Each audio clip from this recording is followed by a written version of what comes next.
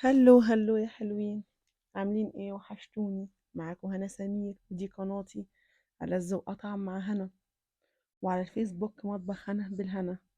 النهاردة هنعمل وصفة الأطفال كلها بتحبها والكبار بتحبها. جنب فنجان قهوة، جنب كوباية نسكافيه بلاك، جنب كوباية شاي، حلوة جدا. النهاردة عندنا الدانوتس. معانا كيلو دقيق، معانا معلقتين خميرة، معانا معلقتين كبار لبن بودر، معانا حوالي 150 جرام زبدة، ومعانا 4 صفارات بيض. هنخلط الكلام ده كله مع بعضه، المكونات الجافة كلها، وهنبتدي نحط صفارة صفارة لحد ما يخرز معانا ويبقى عامل زي حبات الرمل كده، بس على كبير شوية زي ما احنا شايفين كده. ما تنسوش لو عجبكم الفيديو تعملوا لي اشتراك وتفعلوا زر الجرس وتتابعوني على قناتي على الفيسبوك. معانا 3 كوبايات لبن دافيين، لازم يكونوا دافيين. خلاص احنا الدنيا شتا عندنا، فلازم يكونوا دافيين عشان الخميرة. وننزل واحدة واحدة او بالشوية. اول ما العجينة تلم معانا هنبتدي نحط الزبدة على 3 مراحل. انت هتحسي ان العجينة ناشفة في ايدك، لا هي مش ناشفة، هي الزبدة هتلينها خالص. وانا مش عايزاها طرية، لا عجينة الدونس مش هتبقى طرية، لازم تبقى ماسكة نفسيها. هسيبها حوالي 10 دقايق، مش هخليها تخمر، انا هريح العجين وهبتدي اقطعه بالقطاعة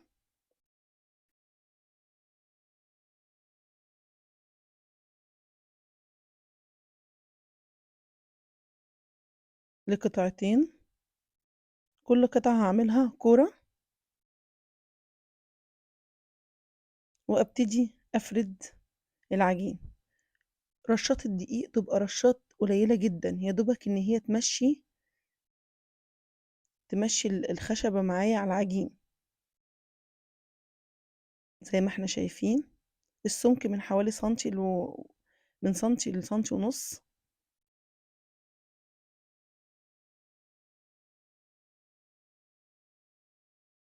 تمام.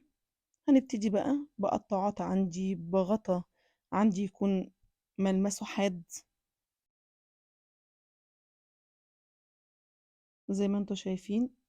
انا بحب المقاس ده ما يبقاش ولا كبيرة ولا صغيرة، تبقى وسط. دي قطعات الدانتس الأصلية اللي هي بالخرم.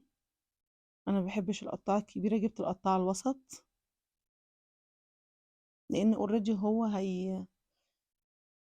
هو هيخمر وهيكبر وهيكبر تاني في الزيت. فالواحدة لما تبقى على قد الايد كده بتبقى حلوة جدا وتبقى شكلها شيك.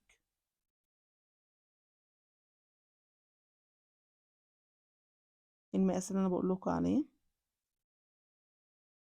هنجرب تاني زي ما احنا شايفين. القطاعات دي بتبقى حوالي 5 6 قطاعات في باكت واحد، بحوالي من 20 ل30 جنيه. يعني أسعارها حلوة مش غالية، وبتطلع الأشكال كلها حلوة ومظبوطة.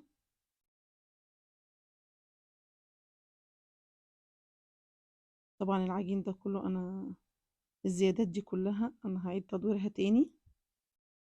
واللي طالع من الفتحة بتاعة الدانوتس ده بتبقى عاملة زي الزلابية، بقليها وبحط لها بقى سكر بني بقرفة، أو بحط لها كريم كراميل، أو شوكليت أو شوكليت أبيض، يعني اللي موجود المتاح عندك. مش لازم تعملي التشكيلات هتبقى زي، لا. هنا قطعت ورق الزبدة على قد الدونتس، ومسحة زيت عشان ما يلزقش مني بعد ما يخمر.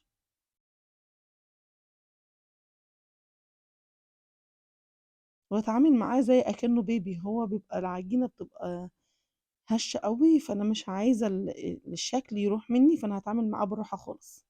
دي كل الكمية، عملت حوالي 30 قطعة معايا.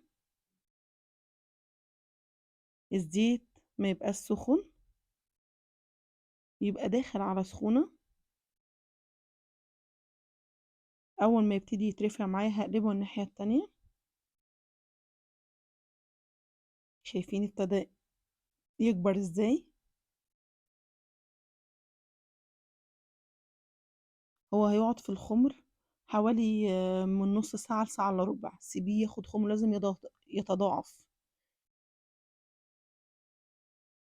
وبعد كده هبتدي اقلي اول ما الحجم يتضاعف. شايفين؟ لان هو كمان هيزيد في الزيت. شايفين الجمال؟ حتى الابيض عندنا ظاهر. شايفين شكله عامل ازاي؟ الحجم ده انا بحبه جدا. خفيف قوي وهش قوي والعجينة حلوة قوي من جوه. حقيقي حقيقي كان جميل جدا. مش هتندمي لو جربتيه.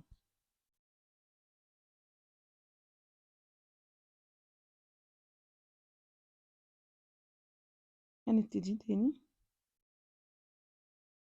شايفين طلع لونه حلو ازاي؟ ذهبي وحلو ازاي. العجينة من جوه زي ما انتوا شايفين حلوة جدا. مهما اعمل فيه وادوس عليه لا، بيرجع بيرد تاني. دي بيثبت لك ان العجينة بتاعتك ناجحة. هبتدي بقى. عندي كريم كراميل، عندي شوكليت، عندي سكر وقرفة،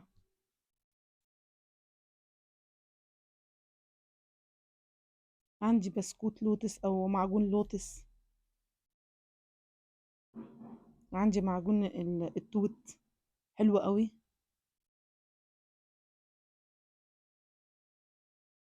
هنبتدي نشكل. عندك شوكليت شيبس، عندك شوكليت مبشور، عندك مارشميلو، عندك ريز. بص دوت اللي انا قلت لك عليه اللي هو يطلع زي الزرابية. دمتم سالمين.